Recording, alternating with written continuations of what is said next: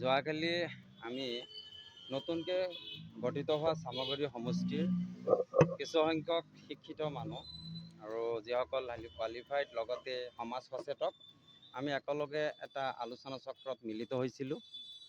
যাৰ মূল উদ্দেশ্য আছিলে যে আমাৰ চামগুৰি সমষ্টি যিখন নতুনকৈ হৈছে নৱগঠিত হৈছে, এই চামগুৰি সমষ্টিখনক কেনেকৈ আমি পুনৰুদ্ধাৰ কৰিব পাৰোঁ।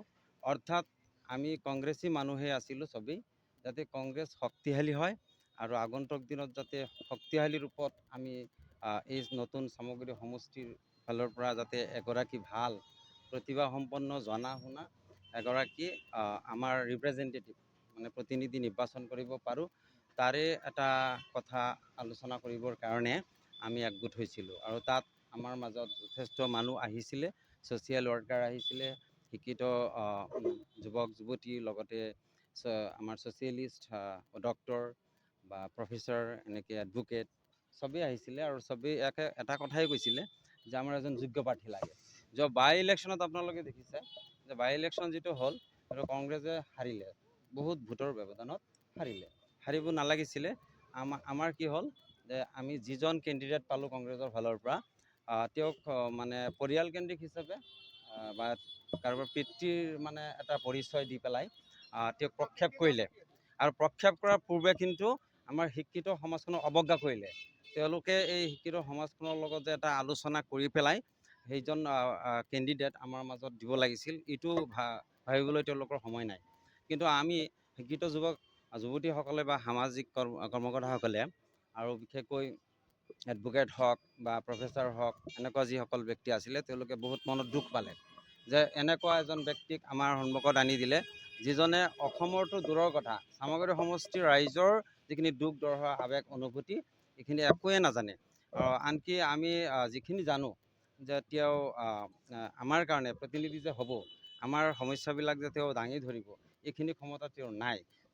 তেওঁক কিবা এটা সুধিলে তেওঁৰ দেউতাকেহে উত্তৰ দিব খোজে বা ক'ব খোজে। গতিকে আমি বিচাৰোঁ আমাৰ এই নতুনকৈ চামগুৰি যিটো সংগঠিত হ'ল, সৃষ্টি হ'ল, এই নৱগঠিত চামগুৰি সমষ্টিৰ ফালৰ পৰা এগৰাকী শক্তিশালী যুৱ নেতা যাতে আমি নিৰ্বাচন কৰিব পাৰোঁ আগন্তুক দিনত, তাৰ কাৰণে আমি একগোট হৈছিলোঁ। ইয়াত আমি যিখিনি আলোচনা কৰিছোঁ, আমি বিশেষকৈ আলোচনা কৰিছোঁ যে আমাৰ স্থানীয় বহুত মানে হাইলি কোৱালিফাইড ভাল জনা শুনা ব্যক্তি আছে, ৰাজনৈতিকভাৱেও অভিজ্ঞ আৰু ৰাজনৈতিক যি প্ৰেক্ষাপট অসমৰ বৰ্তমান পৰিস্থিতি এই সম্পৰ্কে যথেষ্ট জ্ঞান আছে, যিখিনি আমাৰ এই সমস্যাখিনি পবিত্ৰ সদনত গৈ তেওঁলোকে কি কৰিব পাৰিব, ৰিপ্ৰেজেণ্টেশ্যন ভালকৈ প্ৰেজেণ্টেশ্যন কৰিব পাৰিব, তেনেকুৱা এগৰাকী ব্যক্তি লাগে। কিন্তু ইয়াতে আপোনালোকে চাব, যোৱাকালি তেওঁলোকেও এটা আলোচনা ক'ৰবাত মিলিত হৈছিলে, হৈ পেলাই কোৱা হৈছে যে ইয়াতে নুৰুল হুদা ডাঙৰীয়াৰ কিবা গোট জড়িত হৈ আছে বুলি আপোনালোকে কৈছে। এইটো সম্পূৰ্ণৰূপে মিছা কথা।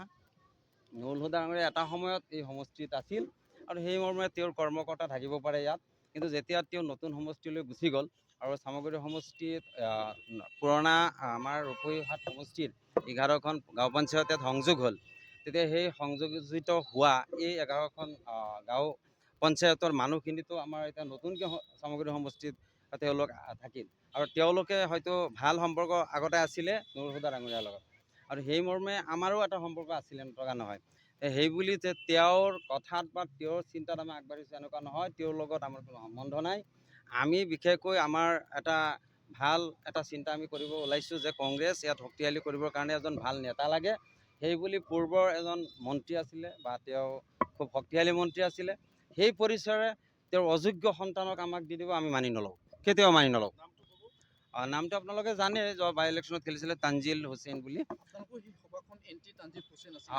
এণ্টি তানজিল হুছেইন বা কমজুৰি যিকোনো উইক যিকোনো কেণ্ডিডেটক আমি মানি নলওঁ, সেইটোৱে আমাৰ মূল কথা।